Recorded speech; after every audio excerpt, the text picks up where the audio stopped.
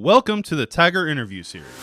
In this episode, we have Jacob Howenstein, who is a biomedical engineer for Blast Motion. He serves as one of the lead technical experts for sports science applications and algorithm development at Blast.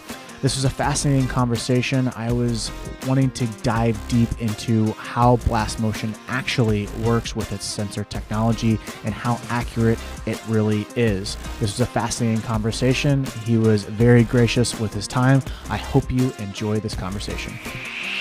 Hello, everybody. Welcome back to another edition of the Tiger Interview Series. My name is Spiker Helms, director for the Rawlings Tigers. Today, I have Jacob here from Blast Motion. Jacob, how are you doing today? I'm doing great. Thanks for having me, Spiker. Jacob, give a little backstory of who you are and how you got to Blast. So I'm a biomechanical engineer and sports scientist at Blast Motion. I work on the sensor algorithms, data analysis, and really just connecting the information we get off the sensor to the movement patterns or performance of the athlete. I have an undergrad and graduate degree in biomedical engineering. I did graduate research on youth baseball pitching, actually, and then just had a real desire to take that research that we did outside of the lab setting and started really getting into wearable technology, what kind of sensor technology might be out there that could bring similar insights to the masses. Now, do you have an athletic background? Is that what got you interested in going inside of Blast Motion and going down the athletic route rather than kind of going the more traditional way for your field? Yeah, so I played baseball and I was a wrestler all through high school, played for a pretty strong high school program in Indianapolis. And then just decided when I focused on engineering to not play sports in college. And then, but, remain interested. And then actually got really involved in competitive CrossFit of all things and started, personal training and coaching on the side. And then started seeing the connection even during undergrad between how people moved and how they felt and performed, and really started getting me interested in this like human body as a machine type system. And then that, led me to start exploring that as like a real option for a career in graduate research and led me down that path. So, I've been a runner, a wrestler, a baseball player, done a lot of the different things, and just always been interested between performance and athletics, and then also the engineering that I was studying in school. When you were studying in school, did you do any projects on like the human body and being able to track it with sensors or certain type of systems?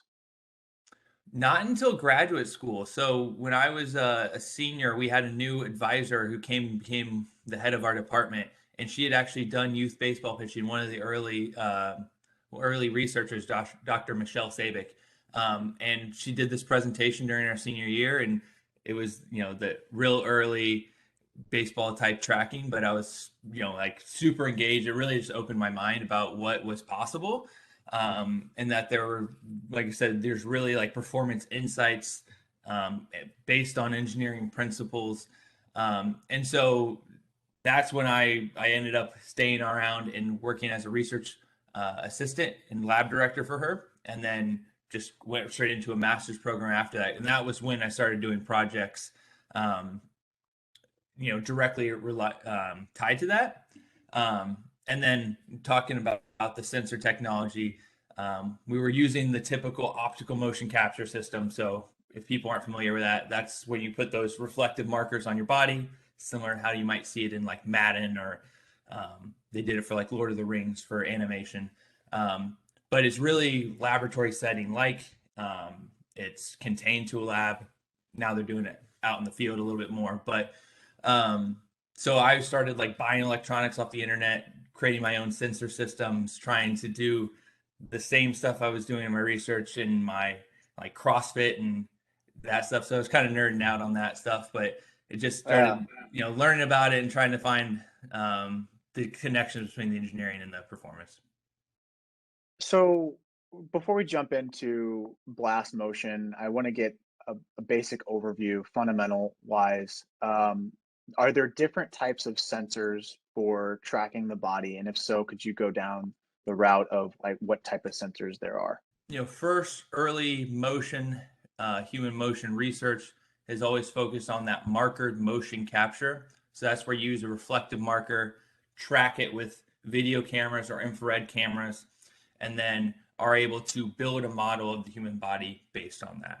So that's where the American Sports Medicine Institute, Dr. Glenn Fleisig, started a lot of that research back in the mid 80s and 90s.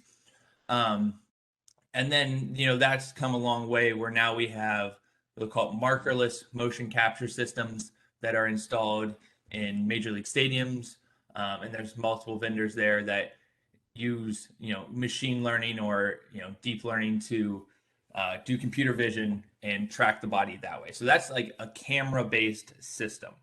Now, the challenges with those are they're large, expensive. They need to be installed typically in a lab type setting or at least in like a permanent installation in an MLB stadium. They're getting more. Is Hawkeye one of those? Sorry to Right. interrupt. So, Is Hawkeye one of yeah, those?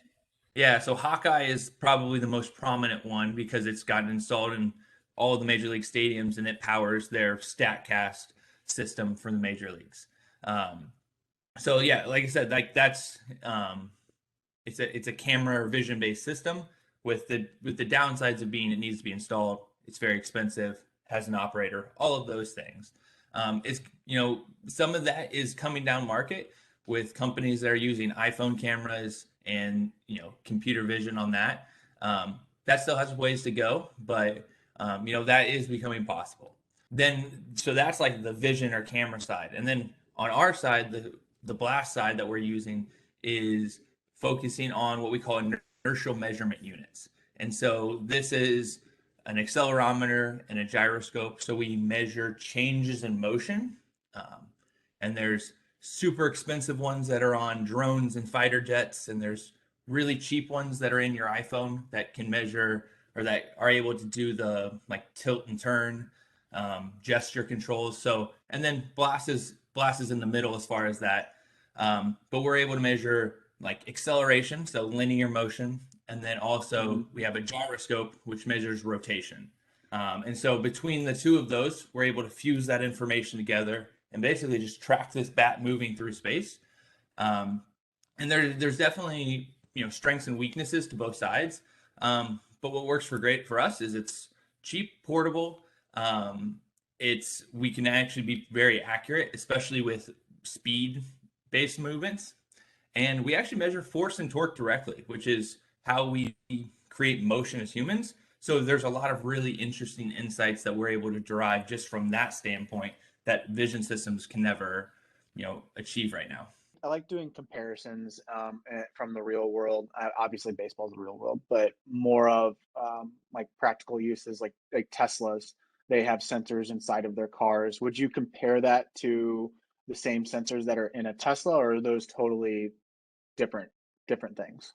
Yeah, so Tesla uses mostly camera based and uses vision based right now, but they also use accelerometers and gyroscopes are in pretty much any complicated system out there because like I said airbags are based on an accelerometer. When we have the impact, it detects that and shoots an airbag off. So there's differences on that standpoint. But like when you're like think about those like hobby drones of why they can stay so stable, it's because they have those sensors in them. So as soon as they detect even a very small change, it immediately corrects it. So those sensors are often used a lot of times in like feedback loops.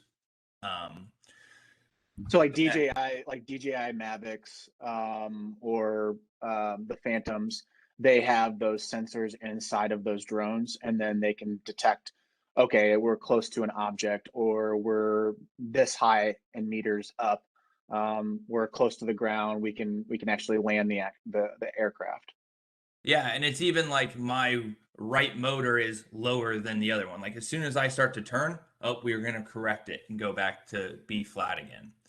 So, wow, because that's the big thing. It's like inertial movements or measurement units. We measure change, and so, like I said, any change in the system it measures directly, and then it gets corrected. So like a vision system, if you want to measure acceleration, like vision systems look at position. We see position in the camera, and then you can go from position to velocity to acceleration.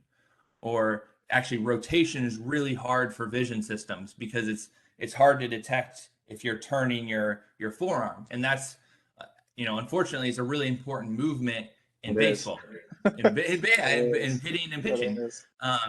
Whereas inertial measurement units, whether it's acceleration or uh, the gyroscope, we measure that acceleration and rotation directly, and then we're able to move back the other way if we want to through some math to get to position. So they, like I said, they have strengths and weaknesses depending on what you're most interested in. And for movement and human movement, like I said, we create motion by force and torque. So being able to measure those things directly can be really valuable. So technically, the blast sensor could be programmed however you want it to be technically to sense any type of movement if you really wanted to. Is that Yeah, is that what I'm getting at? absolutely. Yep. That kind of hardware is pervasive through everyday life. Like I said, it's in every one of our iPhones. It's in airplanes, cars, all of that, and then we're able to leverage those strengths to then fuse them with our algorithms to track a baseball swing. And then you just program the sensor with your algorithms and like knowing, okay, if this happens, this is the number that we need to have at that point to give Yeah. back to the hitter. Right. And I mean, we get data from these sensors, and then, we can get data from a lot of different sources. But when we get data from these sensors, it's what we do with the data that then makes it very applicable to a baseball swing. We're able to, track the trajectory of a bat. We're able to, turn that force and rotation into position or velocity of this, long bat So how does and the track sensor that speed. how does the sensor communicate with the phone then to give us the numbers that it's giving us? Yeah, so the sensor communicates through Bluetooth. So once again, just like a lot of our headphones communicate, it's the same protocols that they use.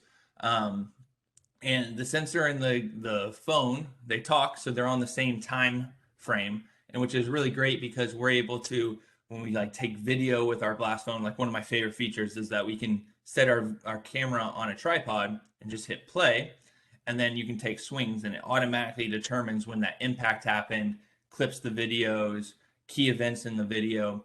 And so all of that's because the sensor and the phone are talking to each other, so they're on the same time.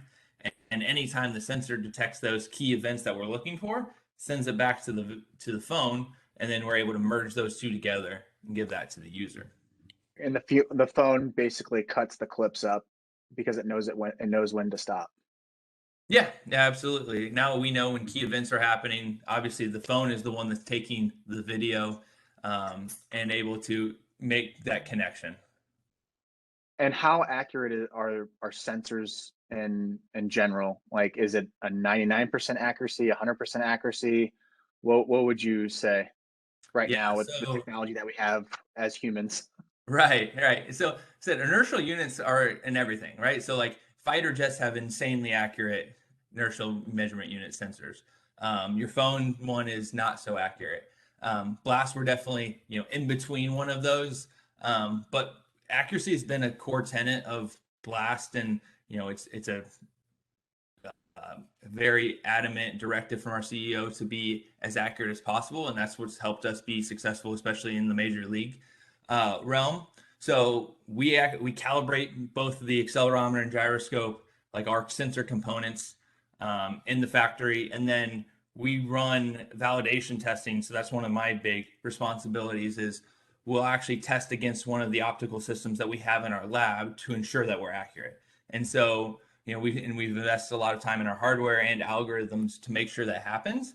And then it ends up being like when we've tested our sensor versus the optical system, our average bat speed, for example, is essentially spot on to that of the optical system. And like I said, we've invested a lot to make sure that's true because we want to have confidence in the data we're giving to the users. And you want to be able Now, to is look there at any specific point and be like, I trust that, and it's not like a fluke in the data. Now, is there certain data points that are, because you said bat speed, so bat speed is almost 100% accurate, right? So what are there is there like a ranking system of like, yeah, this right now where we are technology wise inside the market right now is that this is for sure going to be 100% valid. Like it's going to be, there's going to be some one-offs, some outliers, but then as we get down the list, it starts getting a little bit, we're not there yet from a technology standpoint. What would you say are the top three that are like 100%, not 100, I wouldn't say 100, but like 95, 98% accuracy on? And as as an approach, we really don't give metrics that we're not confident in the accuracy. So, Okay. that's one of the things where there's strengths and weaknesses to sensors versus cameras. So I already mentioned, so like cameras measure position really accurately because it's seeing that directly, whereas we measure um, acceleration and rotation really accurately. So we can focus on what our strengths are, and those that are going to be more accurate than any camera system. Whereas we're not going to give a lot of like positional type metrics. Like we don't tell you where your hand position is. We can tell you what your hand speed is. And actually like our, some of our rotation type metrics, vertical bat angle and attack angle are very accurate as well. But like I said, we focus on what we can do really well. And then, even if we might be able to do other things, like I said, our core competency is always in like especially the velocity and acceleration type metrics or direction type metrics. So technically that sensor could tell you where your hand placement is in your swing at any given point.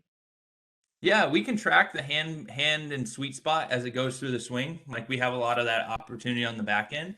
Um, Yeah.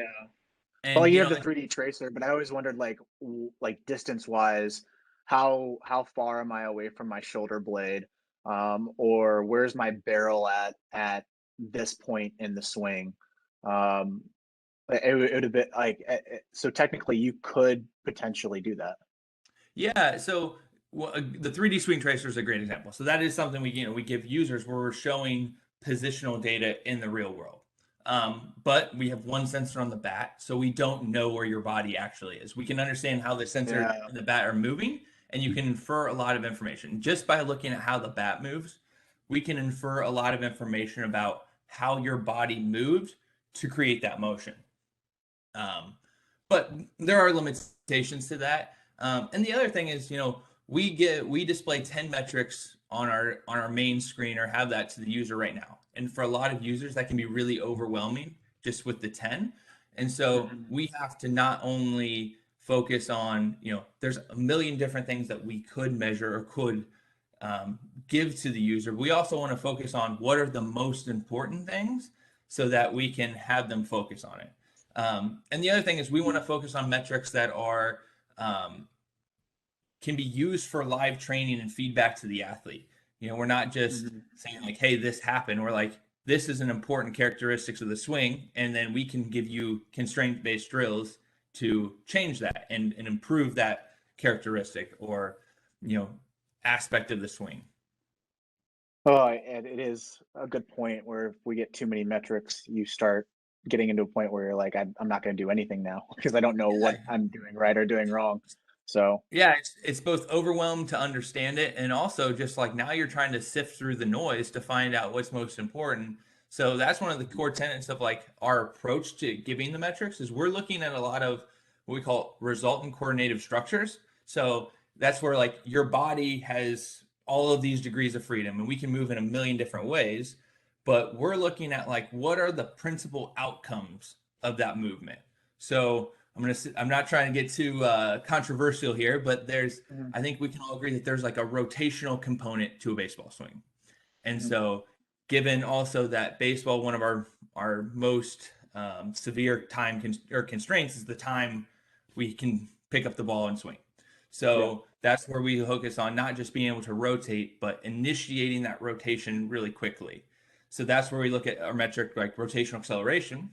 We're trying to Like we know that a lot of athletes' bodies move in different ways. We're not focused on the exact movement of how your hip or how your trunk moved. We want to see like what is the functional outcome that got the whole system moving into the swing. And so now we also know that if you sequence well and create separation and torque through your like separation between your pelvis and trunk, which creates that torque through your abdomen, that Mhm. you're able to then utilize that torque to rip the bat into rotation. So like for our case, like rotational acceleration is the functional output of sequencing.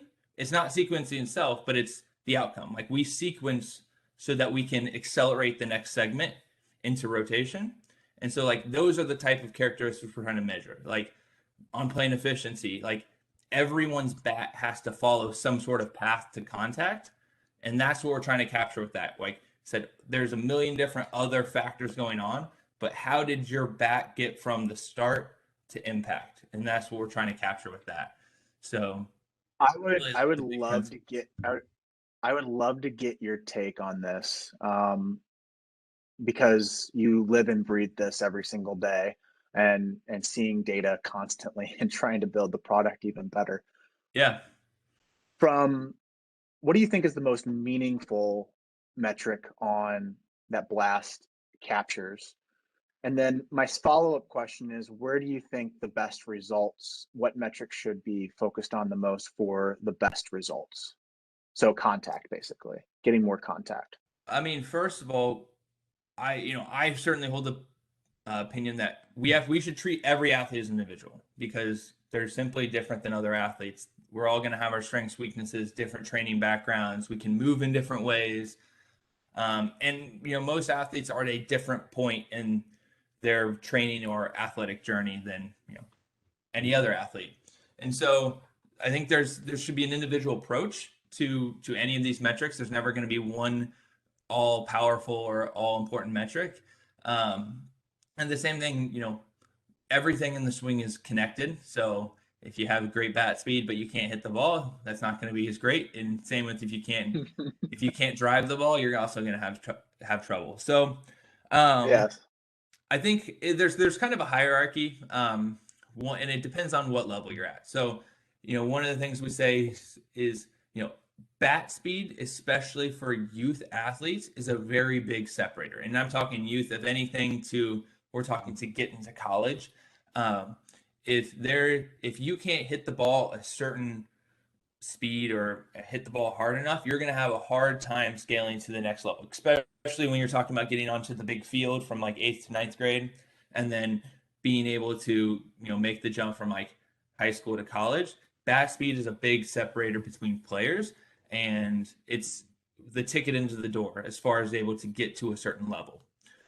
So bat speed is measuring the barrel speed of the bat. Is that Yeah. what that's capturing? Yep. It's the center of the barrel, 6 inches from the end of the bat, and it's how fast that point is moving through space, and that's the part of the bat you want to hit the ball with. And so there's going to be a direct relationship between how fast you're able to swing and if you make flush contact on how hard you're able to hit the ball and your resulting exit velocity.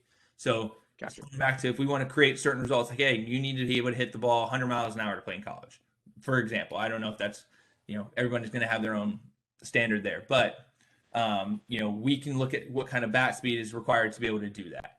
And if you're not getting there, maybe we should look at increasing the bat speed. In the same vein, we also need to be able to hit the ball in the air. Hitting tanks into the ground isn't a very good strategy either for most players. And so attack angle becomes really important. And that's almost where you can get some of the quickest gains by just adjusting your attack angle. So now those really hard hit balls that are ground balls to the shortstop are then going over their head into the gap. I was working So with our Mizzou commit yesterday, and his attack angle. We were looking at it, and I was like, "Man, your swing just does not look right now." And we were looking at it, and the first metric that I went to, because obviously he's a Mizzou commit, so his bat speed's already up there. But I looked right at attack angle and say, "Hey, what's your on plane efficiency and what's your attack angle right now?" And the attack angle was literally a -8. And he was yeah, just crushing everything into the ground. And finally, I said, "Hey, you're looking for a feel. Don't look for the number. Look for the feel. Right. Search for something that's more up in the air. And we came back after 10, 12 swings, and his attack angle was at a +8. And it was a matter of a quick adjustment where, a while ago, like a couple years ago, me trying to convince him would have took me another 15 to 20 minutes and convincing him that he is wrong on hitting the ball on the ground. You need to make this adjustment. So, and we were laughing about it and talking about it just because the blast motion was able to be the middleman and validate what my initial thoughts were and get him to get on the same page as me a lot quicker. Yeah, and it's such a simple switch, and it's one that you will always be, the sensor will always be able to see it better than your eyes. Even if you pick some of that up, we can have that objective feedback that we can look back on, track, use all the leverage of computing and systems to manage that data. And that's, attacking was one that I wish when I played, because I hit the ball hard in the ground, and I hit a lot of ground balls to shortstops, and I was a slow catcher, so it wasn't a very good strategy for me. Mm-hmm.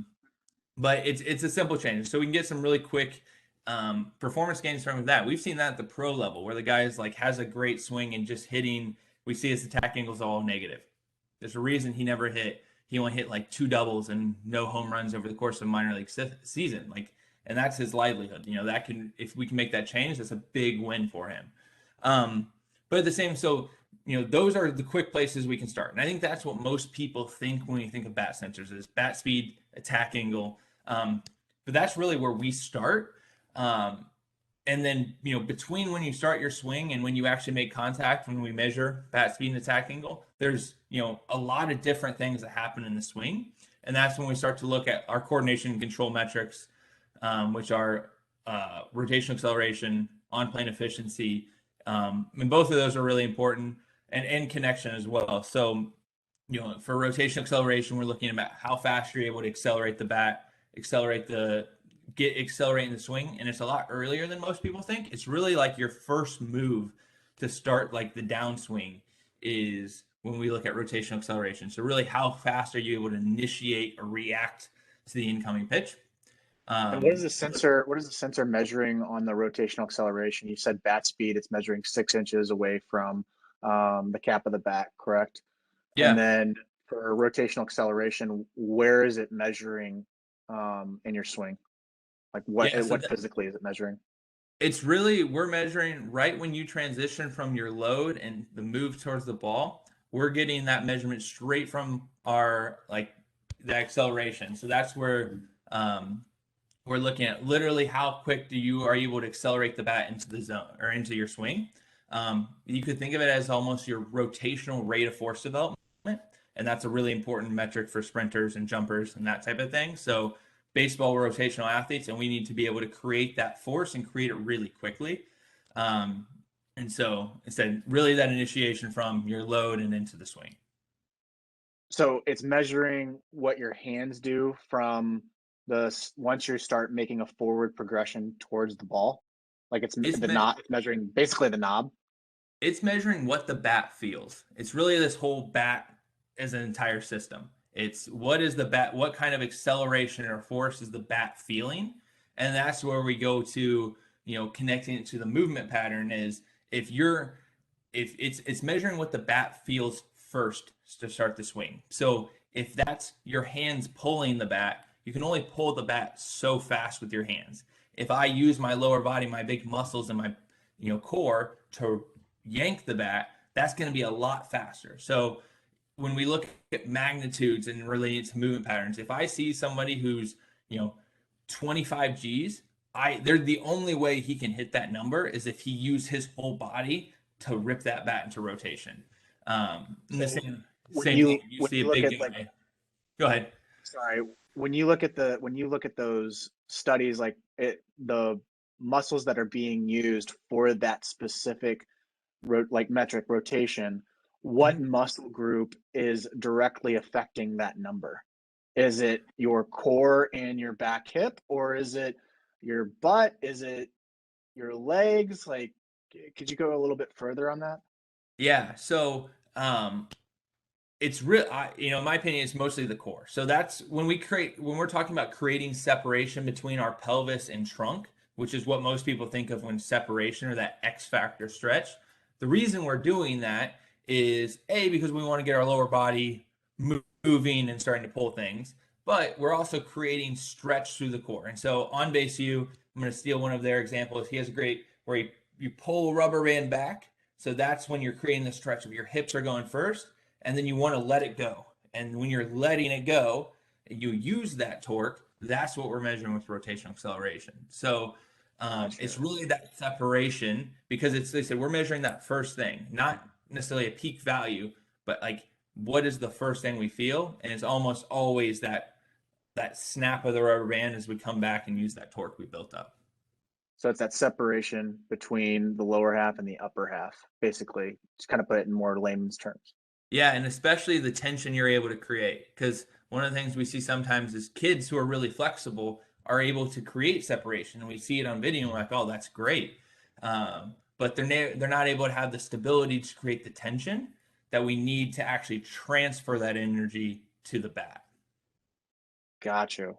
Got you. Now, from a data standpoint, because I found this extremely cumbersome sometimes, and would love to get, I'm being selfish here, so hopefully the listeners can bear with me, but I think they will find it when they start using more data. Like, how do you organize your data when it comes to it? And also, how do you stop someone from being paralyzed by it? Initially, and this is why I started with bat speed and rotation or an attack angle, is if you're just starting with blast, pick a metric that you understand and can anchor, your training on. So one of the best ways to start using it, so have the athlete taking swings, looking at the bat speed, attack angle, seeing how they change, starting to get a feel for that data. Once you get comfortable with that, then you should definitely focus on our coordination control or PCR metrics, where there's a lot of value during the swing. But first of all, just starting to look at taking a manageable chunk where you're looking at one metric or maybe two, and really focusing on that and understanding it and how it changes for a swing. And then from that standpoint, I use Blast Connect. It's our cloud portal. We're able to manage all of our data. It gets pumped up from your sensor to your phone up into the cloud, and it all gets stored there. So we're able to see some of our player reports that we create for you guys, and you're able to export your CSVs and look at your data if you want to be more involved in that. But so one of the things is first thing, if you use any technologies, to get an initial assessment. So literally just go out, use the data in hopefully a very realistic environment. So if you can throw to a hitter, that's the best, because our swings change based on the environment. So a T swing is going to look different than a BP swing. That's going to look different than a game swing. So if we can throw to the hitter, get an initial look at their data, and then understand where we're starting at. So you're going to have a green, yellow, red that's on our PCR. Obviously your bat speed and attack angle.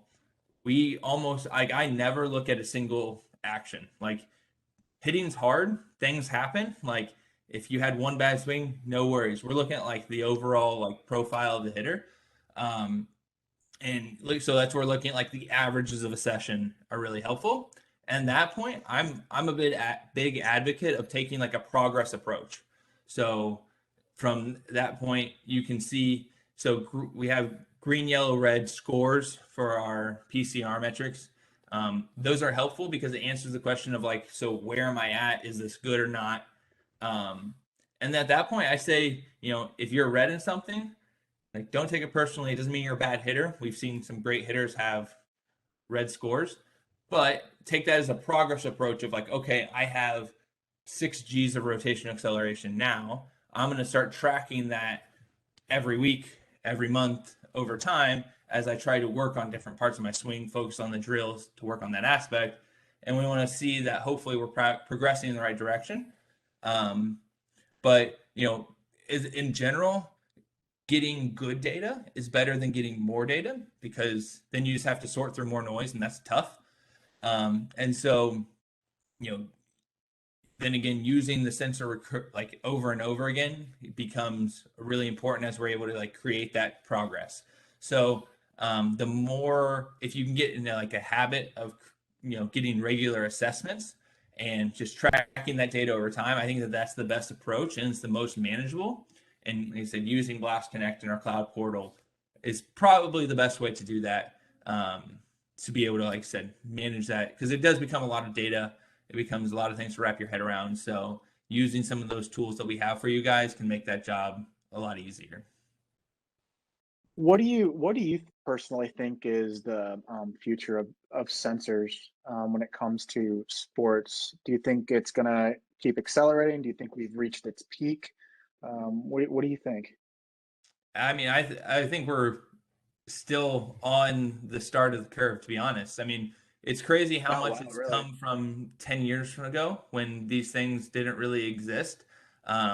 Even when I was doing my graduate research, like this is when Driveline was the fringe type of idea, data and data driven and doing assessments. Like we really didn't work with the SLU team in a lot of cases because it just wasn't very mainstream. And now this is like the idea of colleges having all this data and high school players and sensors being really involved is normal. And so I think we're at the beginning, and sensors are going to get cheaper. They're going to get smaller. They're going to get more accurate, both on inertial sensors, the ones that we use with Blast, and other sensors that you might be familiar with. They're like go on the body or on the arm and the ball, those type of things. All of those are going to get better, and same with the cameras and the fact that people are using iPhones to get movement data and biomechanics. That stuff's really early right now, but we're going in that direction, and cameras are getting mounted in more places, and you're going to go to tournaments where they're going to have those high-tech camera systems installed in the stadiums. So I think we're in the early, and it's like I said, it's going to get, there's going to be more, it's going to be more accessible to people.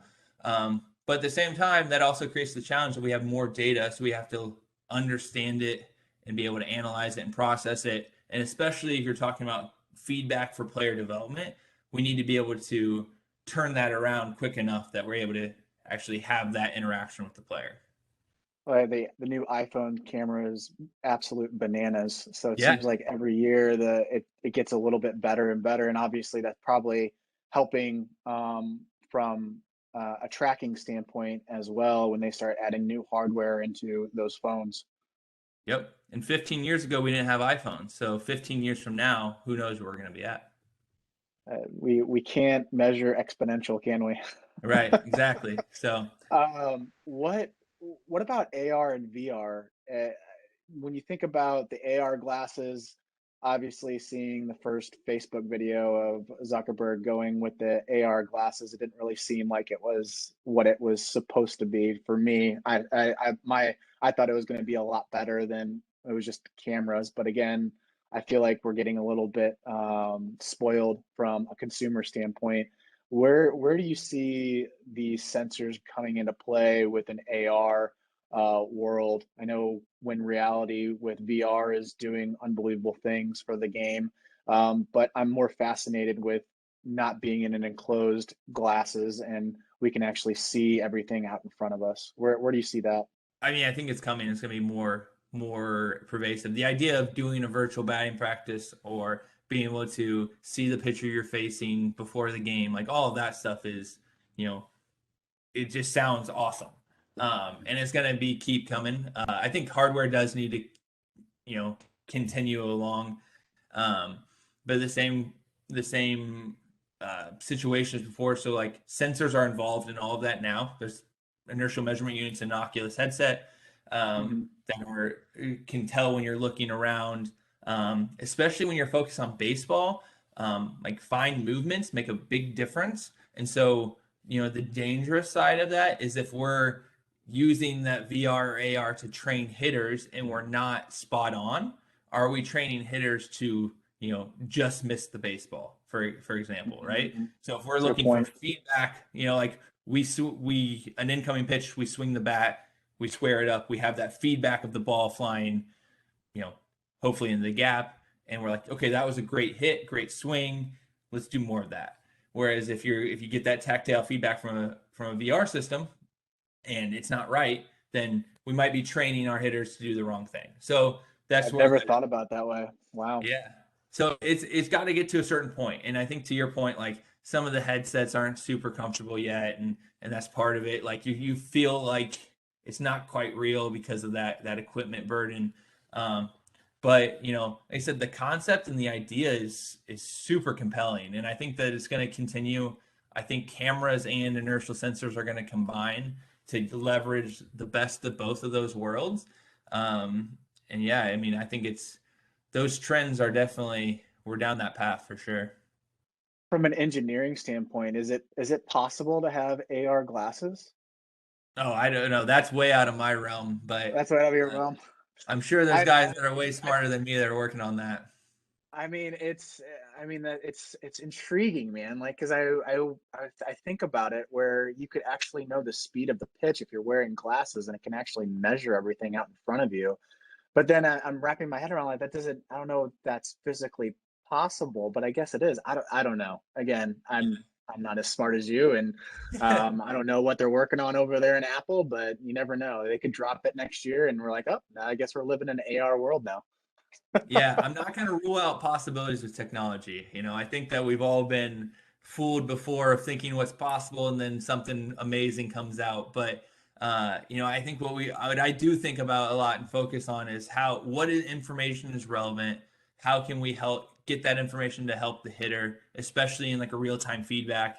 If AR glasses tells us pitch speed, does that really make a like me knowing that the pitch coming in at 93 miles an hour does not help me hit the 93-mile-an-hour pitch. Like I still have to see that with my eyes and react. And so, how are we able to leverage that technology to, create better training environments, build better swings, more robust swings that then are able to scale levels, and what information is critical for us to do that. Understanding how fast you're swinging is a really good value to understand how hard you can hit the ball. And everybody wants to hit the ball hard consistently. And so said the more information that we can get like that, the more we're able to communicate that to a hitter, the better we're able to use that information and manage it and then give training or directional feedback to the hitter of like, hey, like here, it's either the light on the dashboard of, every hitter has gone through a slump. Can we compare that data when you're in the slump to pre-data and then get that hitter out of the slump as fast as possible? And are we able to identify, flaws or holes in a player's swing that then can help, make them a better hitter? I think that's the part that I focus a lot on the technology side. And we got to think about when we look at, all the things that we could measure versus the things that we should and how we communicate that. Yeah, communication side is very intriguing, and being able to get everyone on the same page, because then there's some people that are going to be unbelievably curious and know exactly what each metric means, and then there's going to be some other people that just like, you know what, just tell me what I have to do, and I'm good with it.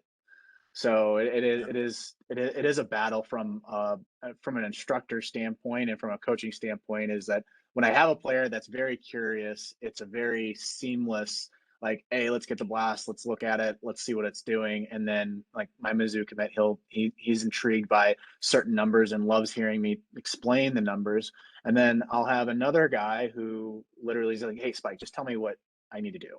Just give me the skinny, and we'll go from there. And then I'll have a third guy who is literally like me, who knows, oh yeah, I know what you're talking about. Yep. I need to get that number fixed. Makes sense.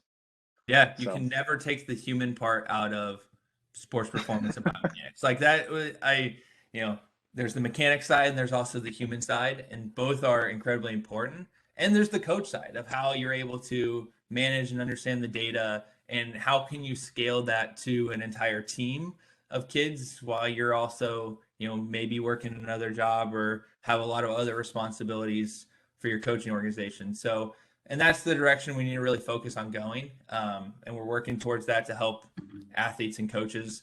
One of the things we like to talk about is how can we require them to do less work and get more information. So make their lives easier versus just adding more things on top of it. it's great when kids are now, used to having an iPhone and sensors and that stuff, but it still just becomes a lot, and simplifying it, but also not watering down the information, and then getting the right dose of information to both coaches and hitters to help them, learn the best way that they do, and instead progress and scale levels. Well, what I've seen is for the 3 years that we've done blast motion inside of our organization, I've seen, like, again, talent is talent. Talent, like, if you have the genetics and you have the talent, you're going to succeed in this game. But I will say this: everything being equal, the guys that have used blast motion and have actually dived into it, they have made bigger strides than the guys that have not, which I found super interesting. I was wondering what would happen, and what guys would make big jumps and what guys wouldn't, and if they were using blast motion, if they weren't. But the guys that were consistently using blast motion, you can use this as a testimonial for your page. But they have, and I could show the metrics off of it, and I could show the results from their in season work from season to season. So it is very fascinating, and it goes against that narrative of that there's too much information. I just don't want to think at the plate. I think that's more of a cop out than anything else, of being scared of diving deep into curiosity and thinking like superstition inside baseball, and thinking that you're not going to get a hit because you're overthinking everything at the plate. Like, yeah, there is that, but at the same time, if you kind of treat the data as telling you a story or telling you what to feel, it becomes a lot easier. You're going to make adjustments a lot faster. Yeah, absolutely. I mean, talent's real, but also training creates talent. I firmly believe that. Especially when you're talking high school hitters, the guys who are successful are bigger, stronger, faster, and can hit the ball farther. Well, we can build bigger, stronger athletes that hit the ball farther. So, there's, I said, it's always great to have the innate talent, but there's also the nurture part as well. And the more we can give information, it's just information. Like we said, we've seen all sorts of swings. We've gotten the luxury of looking at some of the best hitters in the world, batting titles, home run champs, the whole works. And there is no one swing, and there's no one way to be successful. And it's just information that can help them and understand where their swing's at, and then where they might be able to improve. And I can tell you that some of those best players in the world have taken critical looks at their swing in ways that they can improve. And it's the same for high school hitters. Just being aware of it doesn't mean it doesn't define your swing. It doesn't define your performance, but it can also inform some of our decisions to help bridge that gap. The worst thing we can have is not knowing that there was a problem or not understanding it. So, like, especially that hardworking kid, a lot of times they want to know so that they can work on it and focus on that aspect and close that gap. So it's all just information. It doesn't define anything, but it can be really important information as well. So the last thing I wanted to, this was not on our initial conversation on what we wanted to talk about, but you mentioned a extremely important principle that I've been trying to live more towards, which is first principles. Yeah. Could you explain first principles? Because I think it applies really well for a baseball swing, and I'll kind of bring my 2 cents into it after you explain first principle thinking. Yeah, and this is something that I'm trying to work and do better on, all sorts of things in life, but or how I approach things, but it's basically breaking the problem into the most basic components and starting there. Like, what do we know is true? A swing is, you know, not trying to say anything too controversial, but there's a rotational part of a swing. There's a path of how you got from the start to impact. There's some sort of relationship between your body and the equipment you're trying to swing. And, what are the critical parts that we need to have happen? And then fitting that into, at that point, like, all of the other aspects of how the hitter self-organizes and gets that done and fits their body, their strengths and weaknesses. Um, you know, Bigger athletes can do it differently than smaller athletes. All of that becomes, how they accomplish those principles. Whereas the principles are the things that we need to have happen. And it's like we when we talk about like all great athletes do X, whether or not that's true or not, but like that's kind of the approach is like, hey, all these athletes, they do it differently, but they all do some certain things the same too. And that's kind of some of our approaches. We're trying to capture those and not get lost in the noise of what was your stance like before, 3 seconds before the swing. Like that's individual, that's comfort, other things. And correct me if I didn't do that, if I didn't explain that correctly. No, that's exactly what I was gonna say, and you literally explained it how I was gonna explain it, and I started thinking about first principles. It was probably about 2 years ago when I started really diving more deep into Blast, and then started kind of getting more curious, and I started thinking, why I should just start teaching in first principles, and that's what I've been doing, which is we have a problem. You're about to face that problem. That problem is going to come down to shoot at 95, 96. So how are we supposed to hit that? And Yep. there are certain things that you have to do to make that work. And there are certain things that are going to prevent you from hitting the ball. Now, again, all has to be equal when talking about first principles. I can't equate your genetics. I don't know what your genetics are going to give you in 5 years or 6 years, but I can teach you right now how to get a little bit more successful in trying to make contact and trying to get more power numbers out of your swing instead of thinking about superstitions or thinking about old thinking of like, oh, this is how it is and this is how it will always be. I just kind of thought about it as, well, there's a person that's 60'6" from me. I've got to get loaded on time and get myself in a position to actually hit a baseball. And then I'm going to use this data to really explain the things that I can't see with my trained eye, seeing baseball for, I'm 32 years old. So I started at 6 years old. So being able to see all that baseball, there's still things that I can't see that the sensor does give me some feedback. And there are some other technologies that do the same thing, like Rapsodo, HitTrax, like stuff that's out, after contact that gives me a little bit more data on the problem that we're trying to solve. So, Jacob, this has been an awesome conversation, man. I really appreciate your time. Yeah, thanks for having me. It's been a great conversation. And I think one more thing you spurred my Yeah. thought on is, Yeah, a let's lot do it. of Yeah. these things are just trying to give the athlete the tools to be successful. We're trying to ask them to accomplish something. And this is one of those ones where people are like, oh, the nerds are ruining baseball. And I'm like, hey, whether or not you believe that or I'm not, cool with being a nerd, man. I'm cool hey, with being a nerd. I'm Nerds rule the definitely world. I definitely self-identify as one, but like, Yeah. I view that as separate of what we're doing because, whatever you're asking these athletes to do, if that's hitting the ball in the air or trying to hit more gaps and less singles, like that doesn't matter to me. Like whatever, the task or like what we're asking you to do is not something that I define. We're going to try to give the hitter the tools to accomplish the task. If they need to be able to hit the ball harder and in the air, okay, we're going to look at what are the process related metrics that we can help that athlete understand that they need to do to accomplish the task. The task itself doesn't matter. We're on the approach side and arming the athlete to be as successful as possible. We're just trying to help them be in the best position to succeed. And if we can use data to do that, even better. I love it. I love it. Well, thank you so much, Jacob. I'm sure I'm going to have more questions as I get more down the rabbit hole, and I'd love to have you back on from an engineering standpoint because I find this stuff fascinating, and I think that there's a lot of people out there that also find it fascinating too. So thank you so much for your time. Yeah, absolutely. I enjoyed the conversation.